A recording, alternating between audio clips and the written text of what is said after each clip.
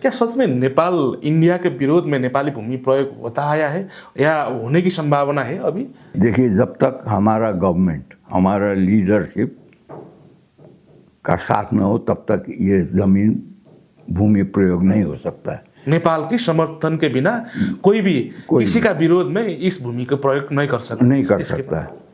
तो अपना स्वार्थ के लिए नेता लोग इस तरह का खेल खेलते हैं। That is open secret. But Nepal और भारत की जो रिश्ता है वो किसी ने तोड़ने की कोशिश की, जैसा आपने बोला, वो किसने की है? Nepal can be a transit point for terrorism. It can be a transit point for a fountain or epicenter of peace also. अब इसको क्या बनाना है वो हमारा लीडरशिप को सोचना है। भारत और चाइना में अगर कोई प्रॉब्लम हो गया तो हम लोग तो डायरेक्टली इफेक्टेड हो गए ना, क्योंकि 1100 किलोमीटर तो हम लोग तो बॉर्डर स्टेट है ना, हम लोग है ना। झगड़ा हुआ, लड़ाई हुआ तो वी आर डायरेक्टली इफेक्टेड। कोई आर्थिक नाकाबंदी भारत और चाइना में हो गया तो हम लोग इफेक्टेड है। नेपाल और भारत का रोटी बेटी का संबंध है, बड़े भाई छोटे भाई का संबंध है। क्या उतना ही संबंध से आप स्टेबिलिटी ढूंढ पाएंगे?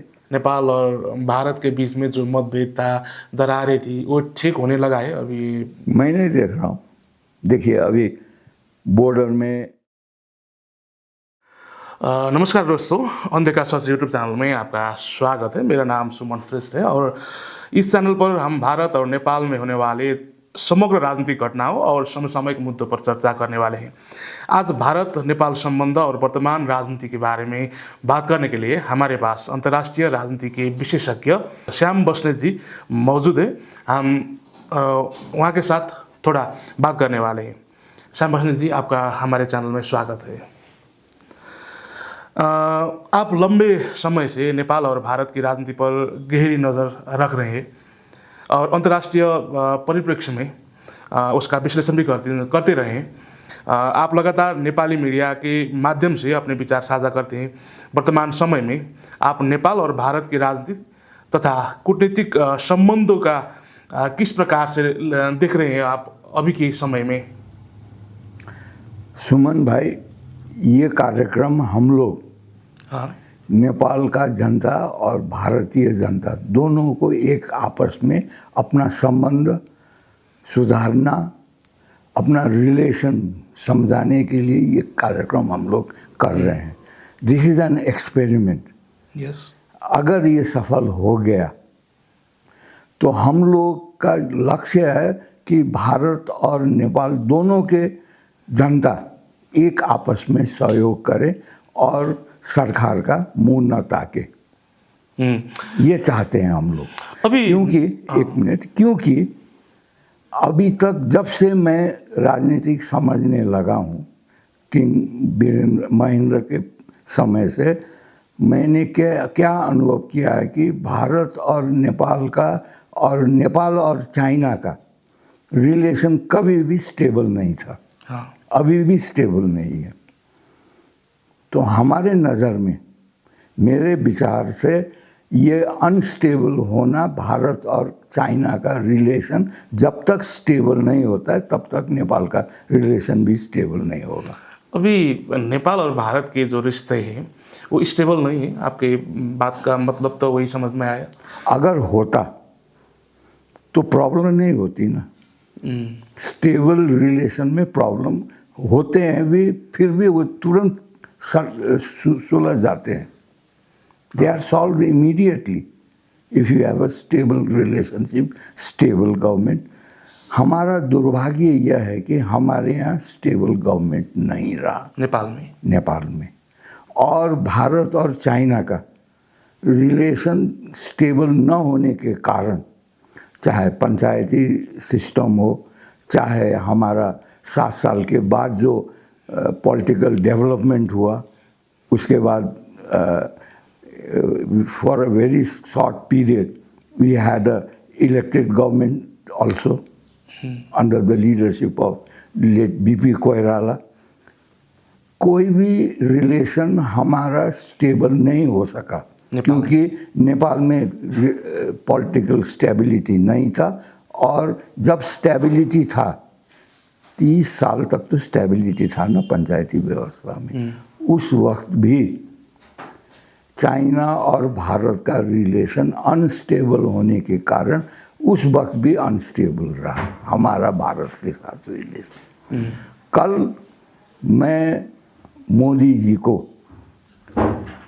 इंडोनेशिया के पार्लियामेंट को एड्रेस करते हुए उनका एड्रेस सुन रहा था। मैंने दो चीज़ बड़ा इम्पोर्टेंट मार्क किया उसमें। एक तो उन्होंने कहा कि इंडोनेशिया के साथ हमारा सभ्यता का रिलेशन है, भारत का। And India is divided by a stretch of sea of 150 kilometre. और उन्होंने कहा कि हमारा सेंचुरी ओल्ड रिलेशन है। हमारा और भारत का, नेपाल और भारत का रिलेशन उस तरीक़ा से कभी डिफाइन नहीं हुआ। हमें जब भी कहा गया कि नेपाल और भारत का रोटी बेटी का संबंध है, बड़े भाई छोटे भाई का संबंध है, क्या उतना ही संबंध से आप स्टेबिलिटी ढूंढ पाएंगे? हमारे यहाँ तो सभ्यता तो जब से सनातनी सभ्यता का उत्थान हुआ तब से we are part of that civilisation.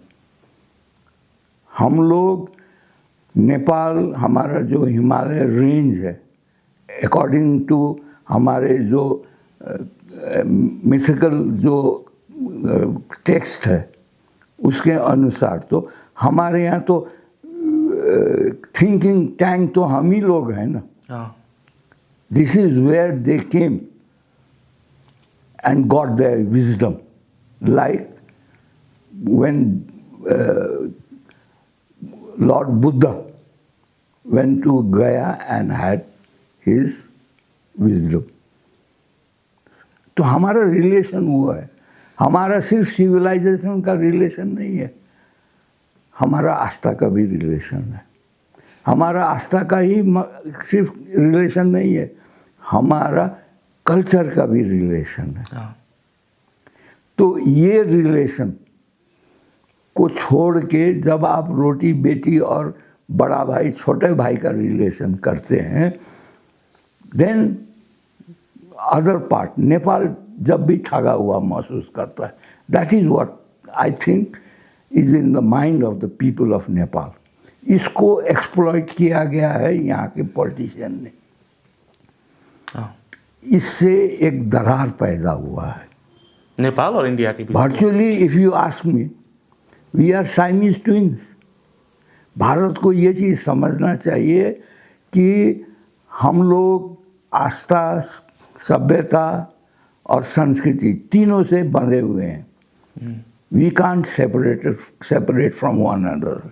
हम लोग अलग ही नहीं हो सकते। जैसे साइमीज ट्विन, अगर एक पार्ट कोई चीज़, कोई एक्टिविटी करे जो दूसरे पार्ट को अगर वो एडजस्टेबल न हो तो प्रॉब्लम है ना उसको।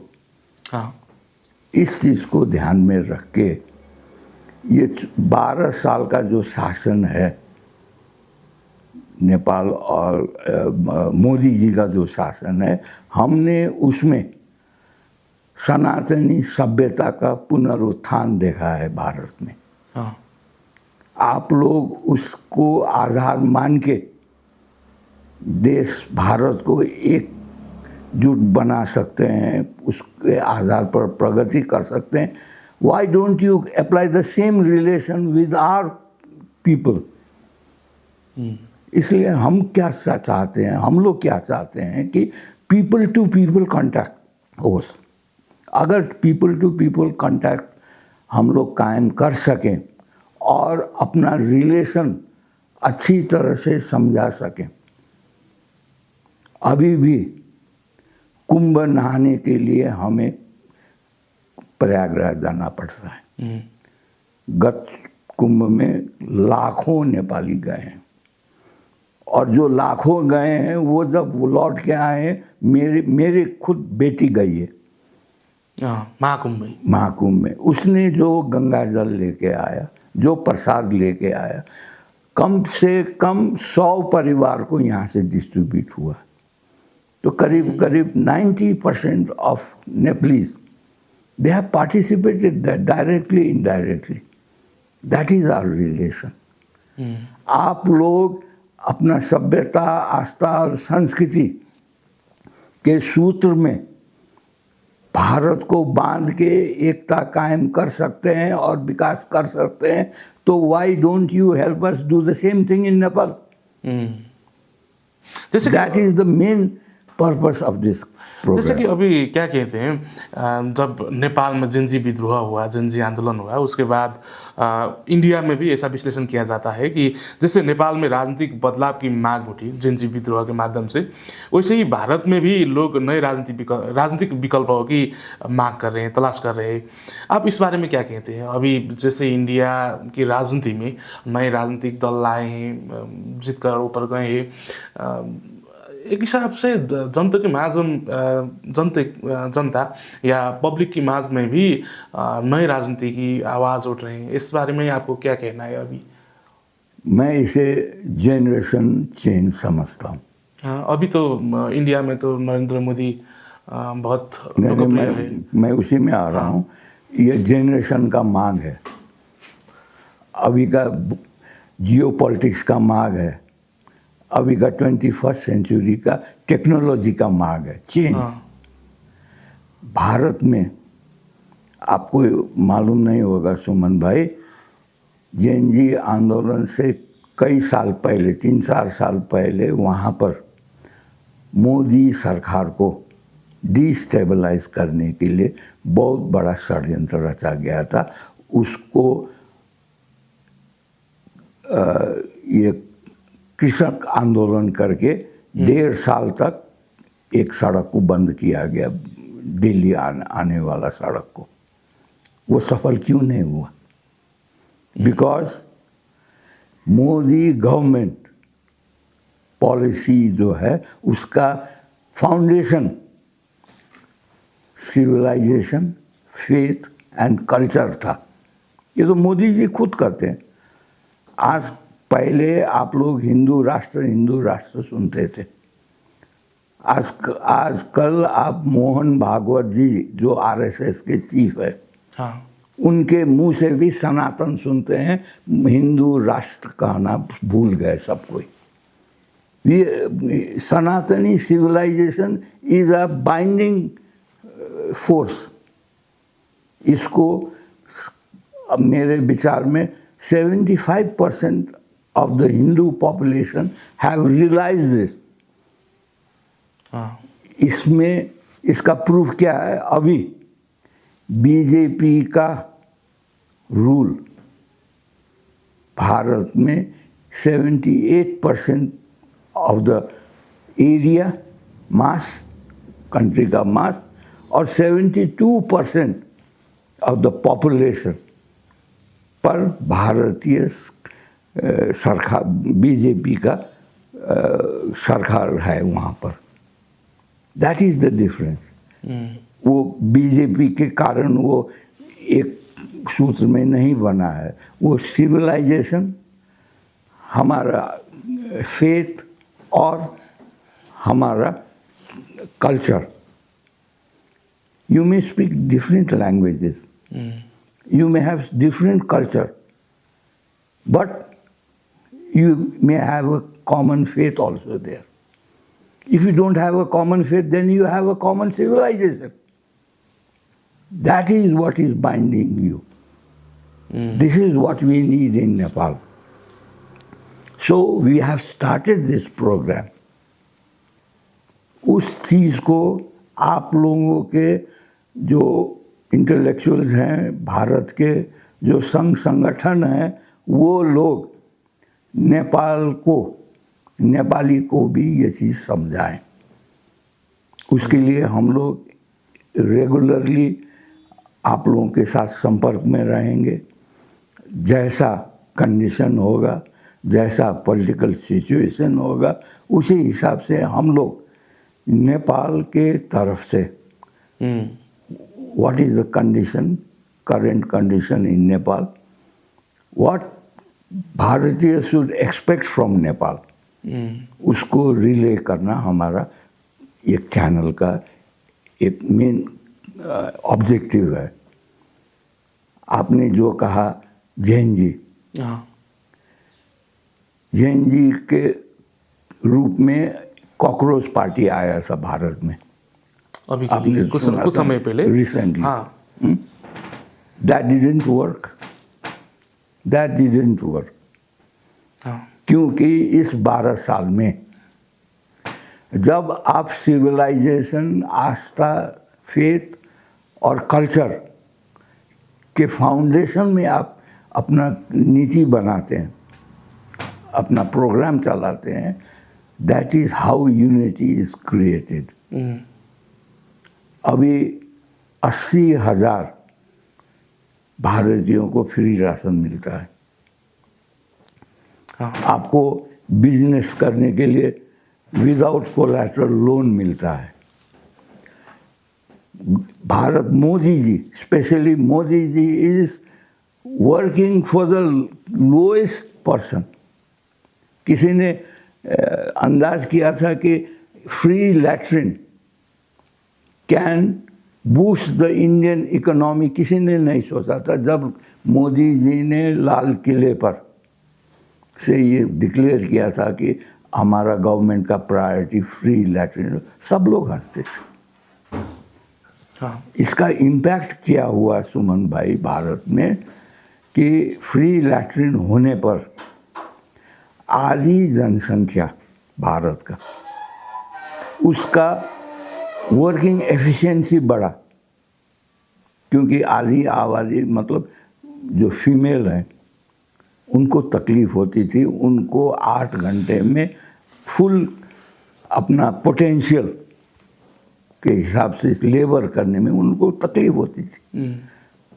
अगर आधे में मान लीजिए, भारत में अभी 140 करोड़ का आबादी है, हाँ तो 70 करोड़ तो महिला हो गई, उसमें से आप मान लीजिए 40 करोड़ वर्किंग एज में है, हाँ तो 40 करोड़ में अगर 50% एफिशिएंसी में कोई काम कर रहा है, तो अगर वो फुल पोटेंशियल में काम करेगा तो आपको तो 20 crore man day every day meal रहा है।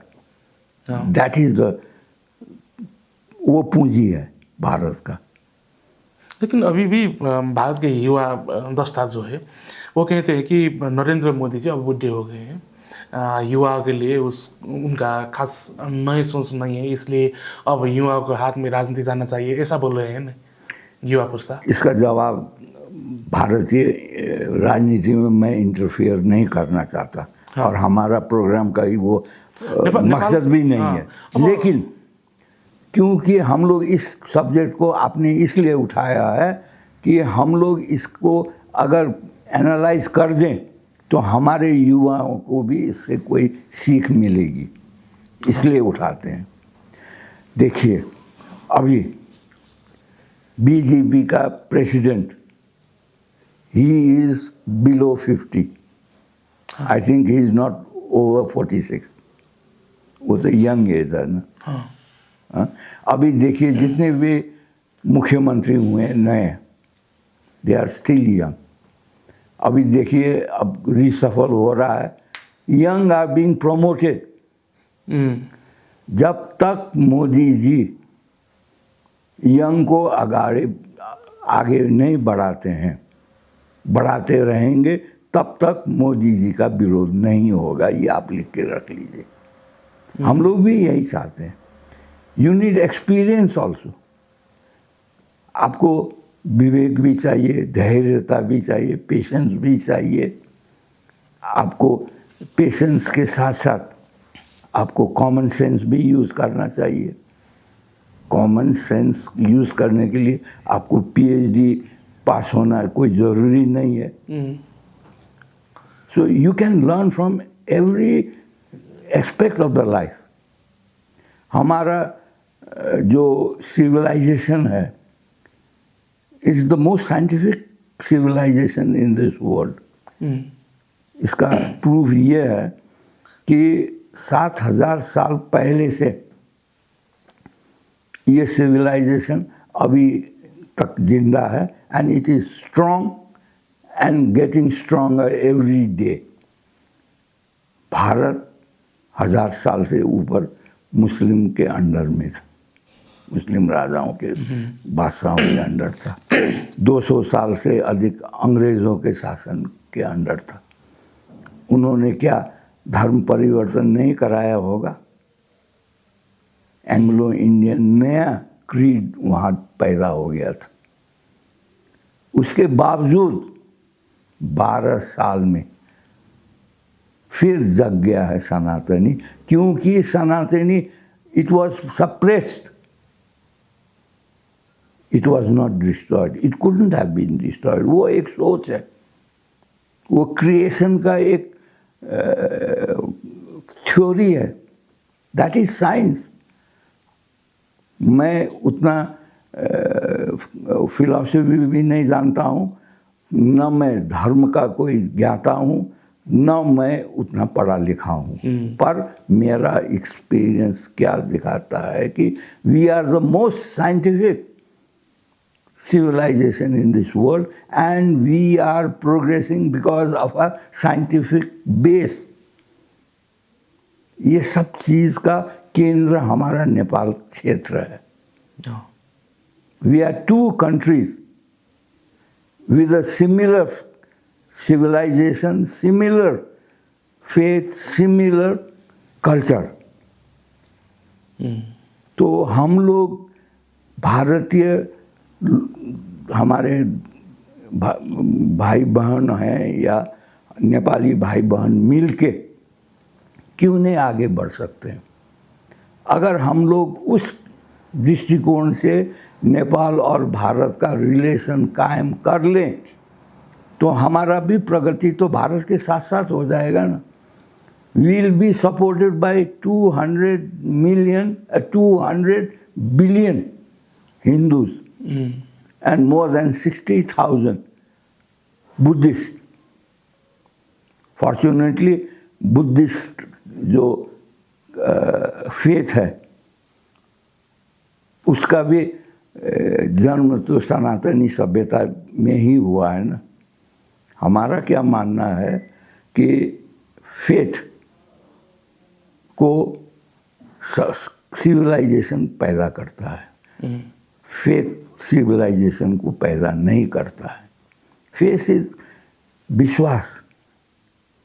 जब तक विश्वास क्रिएट न हो तब तक आप उसको फॉलो नहीं कर सकते.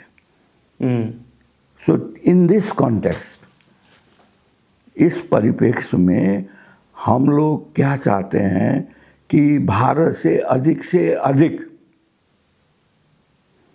इंटेलेक्चुअल्स, प्रोफेशनल्स नेपाल में आए. हम लोग नेपाल की तरफ से उन लोगों को हर कोने में उन लोगों को पहुंचाएं.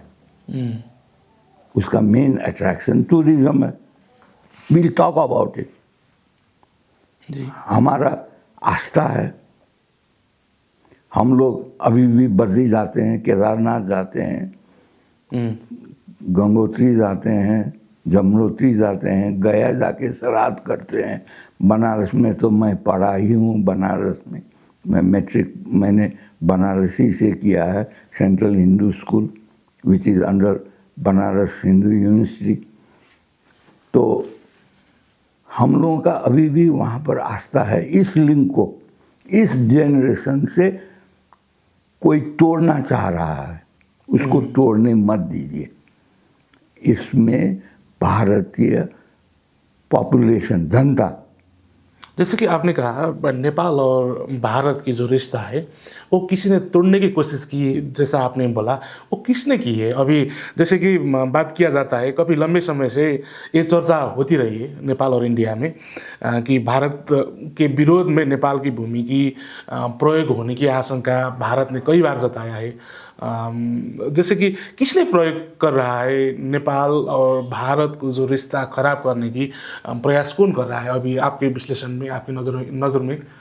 मैं फिर मोदी जी को ही कोट करना चाहता हूँ। उन्होंने कल इंडोनेशियन पार्लियामेंट में क्या कहा? उन्होंने कहा कि अब नया वर्ल्ड ऑर्डर हो रहा है, बन रहा है। उस न्यू वर्ल्ड ऑर्डर में इंडोनेशिया और भारत को एक साथ होना चाहिए, क्योंकि हम लोग सभ्यता से जुड़े हैं और we are divided by only a stretch of 150 kilometre. हमारा तो वो भी नहीं है। हम लोग तो एक पैर भारत में रख सकते हैं, एक पैर नेपाल में रख सकते हैं। We are Siamese twin. इस चीज़ को जब भारत अपने नोटिस में लेकर हम लोगों को भी इस चीज़ से वाकिफ, जिस दिन हम लोग नेपाली जनता हो जाएंगे उस दिन हम लोगों को एक होने में या विकास होने में कोई दिक्कत नहीं होगी। अभी सारा centre of development, production, education सब इसी क्षेत्र में आ रहा है, चाहे चाइना हो, भारत हो, इसी क्षेत्र में। And we are in between them. जब तक भारत और चाइना के बीच में हम लोग शांत और स्थिर रहेंगे तब तक इस क्षेत्र में शांति और स्थिरता रहेगा। नेपाल में नहीं, इस क्षेत्र में। क्योंकि 1100 किलोमीटर तो चाइना और भारत का बॉर्डर को हम लोग बाइफरकेट करते हैं। अगर हम लोग बीच में न हो तो 1100 किलोमीटर में भारतीय और चाइनीज फोर्स एक दूसरे के सामने होते, जैसे और जगह है। We are bifurcating that 1100 kilometre. तो हमें भी सतर्क रहना चाहिए। हमने अपने कार्यक्रम में, मैं तो नेपाल में राष्ट्रीय सवाल चैनल ही चलाता हूँ, हमने कहा है कि नॉन इंटरफेरेंस का फॉरेन पॉलिसी होना चाहिए। नॉन अलाइंड नहीं, नॉन इंटरफेरेंस। मतलब भारत को भी हमारा माइक्रो मैनेजमेंट नहीं करना चाहिए, चाइना को भी नहीं करना चाहिए, इवन अमेरिका को तो करना ही नहीं चाहिए। हमें सिर्फ सहयोग लेना है, विदाउट कंडीशन हमें सहयोग लेना है। उसको भी देने में कोई कंडीशन लगाता हमें नहीं लेना है।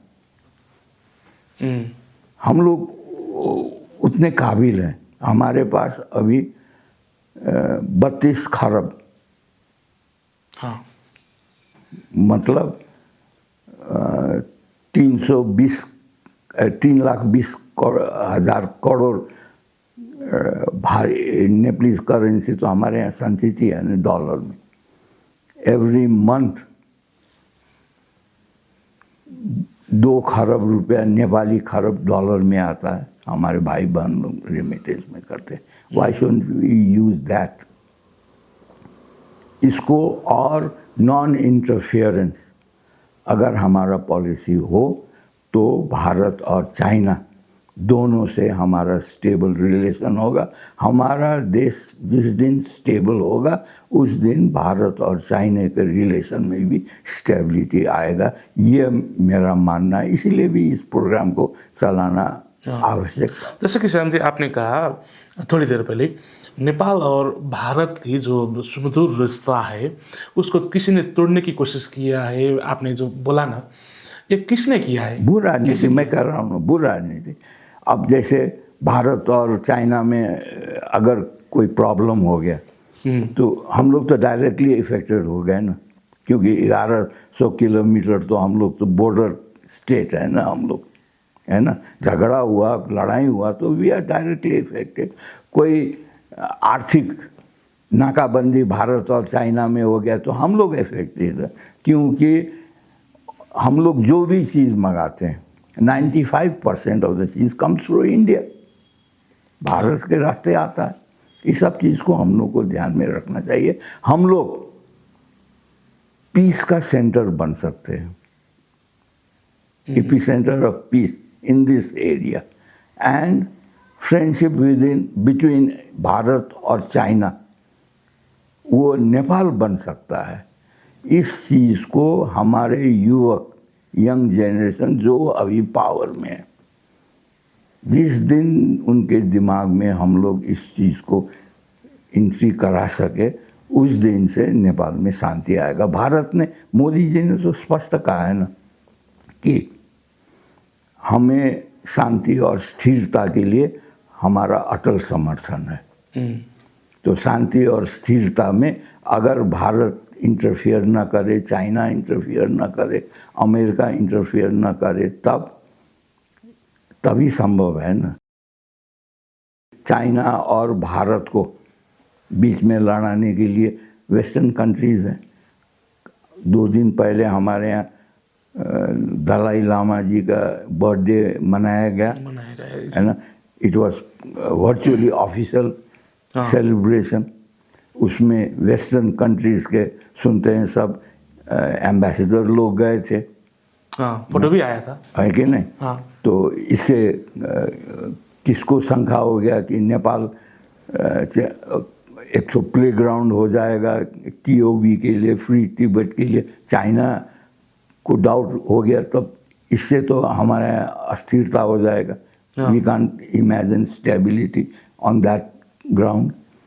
जैसे कि नेपाल कैसा भूमि है, ये भी बड़ो रोचक होते जा रहे हैं। जैसे कि पहलगाम में पाकिस्तान ने अटैक किया, जब इंडिया ने ऑपरेशन सिंदूर चला रहा था, नेपाल में बहुत सुरक्षा तैनाती बढ़ाई गई थी, क्योंकि इंडिया के विरोध में यहाँ से पाकिस्तानी ऑपरेशन हो सकते हैं, ऐसा सोचकर नेपाल में सुरक्षा तैनाती बढ़ाई गई थी। क्या सच में नेपाल इंडिया के विरोध में नेपाली भूमि प्रयोग होता आया है या होने की संभावना है अभी? क्या आपका विश्लेषण है इसमें? देखिए, जब तक हमारा गवर्नमेंट, हमारा लीडरशिप का साथ न हो, तब तक ये जमीन भूमि प्रयोग नहीं हो सकता है। नेपाल की समर्थन के बिना कोई भी किसी का विरोध में इस भूमि का प्रयोग नहीं कर सकता है। तो अपना स्वार्थ के लिए नेता लोग इस तरह का खेल खेलते हैं। दैट इज ओपन सीक्रेट, वो किसी से छिपा नहीं है। उसको रोकना चाहिए। Nepal can be a transit point for terrorism, it can be a transit point for a fountain और एपिसेंटर ऑफ पीस ऑल्सो। अब इसको क्या बनाना है, वो हमारा लीडरशिप को सोचना है। इस लीडरशिप में हमारा पास्ट का उतना ज्ञान है, जैसा अनुभव है, जैसा हमें नहीं लगता है। So they should be being feel that unity. हमारा यूनिटी किस चीज़ में है? हमारा फेथ में है, हमारा सिविलाइजेशन में, हमारा कल्चर में है। उस चीज़ का फीलिंग जब तक यंग जनरेशन में ना हो, थ्योरेटिकली नहीं होगा, यू शुड फील इट।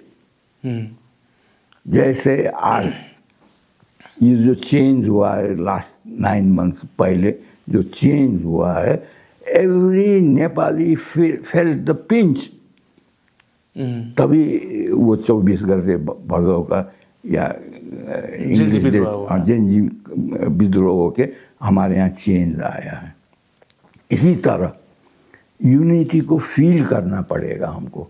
उसको हमको फीलिंग, जैसे आप किसी धार्मिक सम्मेलन में जाते हैं, फेस्टिवल में जाते हैं या किसी धर्म गुरु के पास जाते हैं, जब तक आप फीलिंग आप में नहीं आता है वो जो गुरु करना चाहते हैं, उस फीलिंग को जब तक आप लोग अपने मन मस्तिष्क में फील नहीं करते हैं, तब तक उसका कोई असर ही नहीं है ना। तो इसलिए हमारे ख्याल से इट इज़ हाई टाइम। इस सरकार को आए हुए भी 100 दिन से अधिक हो गया। हमें भारत और चाइना के बीच में कोई रिलेशन, सॉलिड रिलेशन हमारे माध्यम से कोई इस्टेब्लिश हुआ है, कोई फीलिंग हमारे पास तो नहीं है। तो इट इज़ हाई टाइम कि हम ही लोगों ने ये नया सरकार को वोट दे के भेजा है। हाँ। हम ही लोग को इन लोगों को फीलिंग कराना चाहिए कि हमारी एकता किस में है, हमारी प्रगति किस में है। ये फीलिंग कराना जनता का काम है। इसलिए भी दुनिया का 2 अरब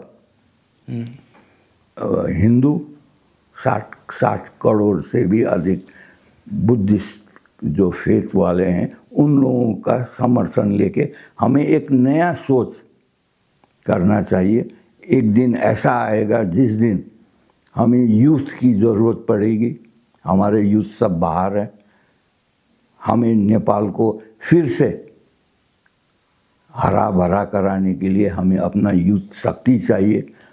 उसमें भारत बहुत हद तक सफल हो चुका है।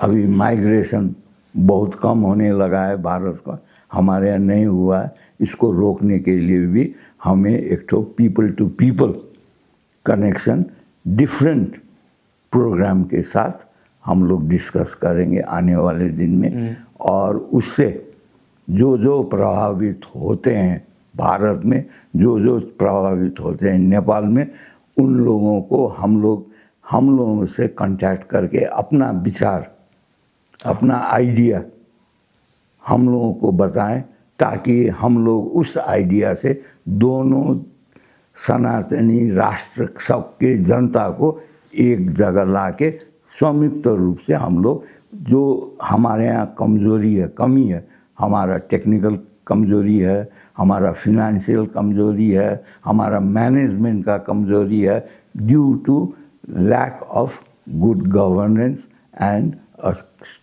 स्टेबल गवर्नमेंट, प्लस एक काबिल नेता की ज़रूरत है। इस चीज़ को क्रिएट करने के लिए यह कार्यक्रम हम लोग ने शुरू किया। अब बातों के अंत में, कार्यक्रम के अंत में, जैसे कि आपने कहा जनजीवी विद्रोह की बात में, जैसे कि 100 दिन आगे बालेन्द्र शाह नेतृत्व में नई सरकार का गठन हुआ नेपाल में। इसके बाद कहा जाता है नेपाल और भारत का कई मतभेद था, दरारें थी, उसको ठीक होने की संभावना बहुत बढ़ गई है, ऐसा बोलते हैं। क्या लगता है आपको, ऐसा हुआ है? नेपाल और भारत के बीच में जो मतभेद था, दरारें थी, वो ठीक होने लगा है अभी? मैं नहीं देख रहा हूँ। देखिए, अभी बॉर्डर में जिस दिन इस सरकार ने, हमारे सरकार ने, नेपाल सरकार ने 100 रुपये से अधिक का जो अपना डेली यूज़ के लिए जो भारत से लाते हैं, हमारे नेपाल के बॉर्डर के जो बासिंदा हैं, पीपल हैं, उसको जब कड़ाई करना शुरू किया, उसके बाद एक प्रॉब्लम क्रिएट हो गया। हमारा प्रीवियस गवर्नमेंट के लापरवाही मत करें, इंडल्जेंस से, उसका सहभागिता से 75 लाख कोऑपरेटिव में बचत करता, जो सेविंग करने वाले 75 लाख नेपाली का पैसा डूब गया है। They are dissatisfied. आज महंगाई हमारे कंट्रोल से बाहर है, नेपाल की। उसको कंट्रोल में लाने के लिए भारत और नेपाल दोनों का सहयोग चाहिए। हमारा मानना यह है कि भारत में जिस रेट में जो चीज़ बिकता है, उससे 10% कम में नेपाल में मिलना चाहिए। वो that is possible. We will be discussing this in our next programme. तो हम लोग जो चीज़ पॉसिबल है उसको दिखा देना हमारा काम है। उसको पिकअप करके दोनों देश के जनता को आगे बढ़ना चाहिए। उससे यह गवर्नमेंट, चाहे वो किसी से भी प्रभावित हो, किसी विदेशी शक्ति से भी प्रभावित हो, उसको सही रास्ते में रखने के लिए, पकड़ के रखने के लिए जनता का शक्ति काम करेगा। अंत में सर, अब जाते जाते आपको एक ही बात पूछना चाहता हूँ, जैसे कि हमने नेपाल और इंडिया के बीच की जो भावना है, रिश्ते, उसको थप मजबूत करने के लिए वो इंडो नेपाल टॉक शो जो शुरू किया है, नेपाल और इंडिया के तमाम राजनीतिक मुद्दाओं पर हमने बात करना शुरू किया है आपके नेतृत्व में, ये जो हो रहा है। अब इसमें इंडिया के बहुत सारे लोग इस टाइम हमें देख रहे हैं, उन्हें क्या कहना चाहेंगे अभी के समय में इस कार्यक्रम के बारे में, या और कुछ राजनीतिक विषय पर भी कुछ कहना चाहे तो ये आपके लिए। नहीं, हम लोग this is a humble start. या हम लोग चाहते हैं कि सब लोग हम लोग से संपर्क में बसे। हाँ। हम लोग से गलती हो सकता है। I am speaking Hindi after 50 years. मैं शुरू से ही इंडिया में पढ़ा हूँ। I was put in to a convent in Nainital, All Saints Convent, in the year 1951, जब भी मैं 4.5 साल का था, at the age of 4.5 years। तो मैं उस वक्त मेरा दोस्त मंसूर अली खान पटौदी था, वो was the captain of Indian cricket.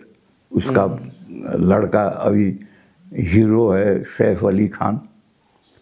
उसके बाद मैं बनारस गया, जहाँ से मैं मैट्रिक किया। वहाँ पर मैंने मैट्रिक किया सेंट्रल इंडियन स्कूल से। मैं हॉकी खेलता था। I was a good player of hockey. I was a school captain. मेरा वाइस कैप्टन गोविंदा था, गुंटूर से, आंध्र प्रदेश के गुंटूर से। He became the Indian captain, hockey captain. उसके बाद मैं कलकत्ता गया, कलकत्ता यूनिवर्सिटी में पढ़ने गया, कॉलेज लाइफ। फिर बीएससी पढ़ने के लिए मैं दार्जिलिंग गया। सो आई हैव टूर्ड इंडिया वास्टली। मैंने इंडिया को, उस वक्त का इंडिया देखा है जबकि PL 480 गेहूं के बिना वहाँ का चूल्हा नहीं जलता था, अमेरिकन गाँव के बिना। आज मोदी जी के नेतृत्व में आज 3rd largest economy and world power होते हुए भी मैंने अनुभव किया है कुछ गलतियां हुई हैं बोलने में, क्योंकि मैं बहुत सालों के बाद, 45 साल के बाद हिंदी बोल रहा हूँ। To get into the rhythm में आने के लिए कुछ टाइम लगेगा। So bear with me. मुझे आप लोग ज़रा सहन कर लीजिए। कुछ दिनों के बाद फ्लुएंसी आएगा। Then we will be very convenient for this programme. और हम लोग आपस में डिस्कस करके इसको कैसे इफ़ेक्टिव बनाना है। कल सुबह राष्ट्रीय सवाल चैनल YouTube में ये प्रोग्राम आपको देखने को मिलेगा, नेट के। अभी के लिए तो अंधेका सच यूट्यूब चैनल में इसको हम लोग अपलोड करेंगे। सुबह 7 बजे देख लीजिएगा। हमारे सुमन भाई कितने बजे रिलीज़ करेंगे वो कहेंगे। दोनों को देख के हमें कमेंट भेजिए, हमको शेयर कीजिए, सब्सक्राइब कीजिए, और हमको कमती में भी इंडिया में, भारत में एक पॉपुलर चैनल हो जिससे नेपाल से आप जुड़े रहें। नेपाल से आप लोग जिस दिन, जैसे मैंने साइमन्स ट्विन कहा, नेपाल और भारत अगर सेपरेटेड रहे, अगर स्टेबल रिलेशन न हो तो दोनों को हानि है। इतना करते हुए आज विदा लेते हैं। कल फिर परसों फिर हम लोग आएंगे। धन्यवाद।